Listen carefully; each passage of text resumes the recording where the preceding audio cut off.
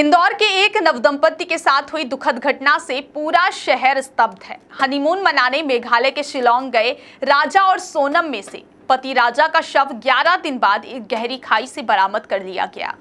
23 मई को लापता हुए राजा रघुवंशी का शव सोमवार को मिला, जिसके बाद इंदौर में उनके परिवार में मातम छा गया। रिश्तेदारों और परिचितों का घर पर तांता लगा हुआ है। इस दुखद खबर को अभी तक राजा की मां उमा और पिता अशोक को नहीं बताया गया है और उन्हें टीवी, मोबाइल तथा सोशल मीडिया से दूर रखा जा रहा है। राजा के भाई सचिन ने बताया कि विपिन और राजा के साले गोविंद शव को लेकर शिलांग से प्लेन से इंदौर आएंगे। परिवार ने शिलांग में अंतिम संस्कार करने से साफ इनकार कर दिया है। उनका कहना है कि वह हमारा बेटा है, हम उसका शव ऐसे नहीं छोड़ सकते। कम से कम माता पिता को उसके आखिरी दर्शन कराए जाएं।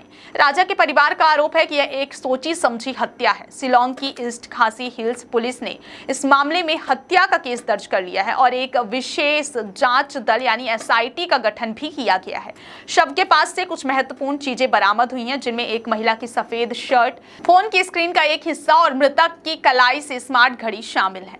भाई सचिन रघुवंशी का आरोप है कि राजा के गले में सोने की चेन और हाथ में 2 सोने की अंगूठियां थी, जो मौके से गायब मिली है। साथ ही उनके और सोनम के 3 मोबाइल फोन का भी कोई सुराग नहीं मिला है। शव पूरी तरह गल चुका था और चेहरा भी पहचान में नहीं आ रहा था। परिवार ने राजा की पहचान उनके हाथ पर बने राजा नाम के टैटू और वाटरप्रूफ घड़ी से की है। राजा के भाई विपिन और सोनम के भाई गोविंद 11 दिनों से पुलिस के साथ तलाशी अभियान में लगे हुए हैं। विपिन ने बताया कि जहां राजा का शव मिला है, वहां किसी नए व्यक्ति का जाना संभव नहीं है।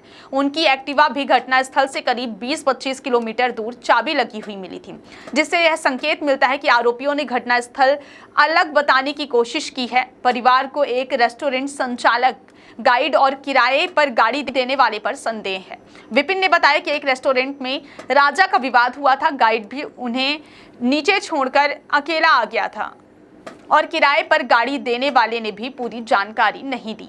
ये सभी संदेह के दायरे में है। राजा के 23 मई से लापता होने के बाद से उनकी मां उमा हर दिन भगवान के सामने बैठकर उनके और सोनम के सकुशल होने की प्रार्थना कर रही हैं। सोमवार को राजा की मौत की खबर लगने के बावजूद मां शाम को मंदिर गई। राजा के घर में उनके माता पिता के अलावा 2 भाई भाभी और उनके 4 बच्चे रहते हैं। सभी रिश्तेदार सूचना मिलने के बाद घर आने लगे। सोनम के परिवार के लोग भी राजा के यहाँ आए थे।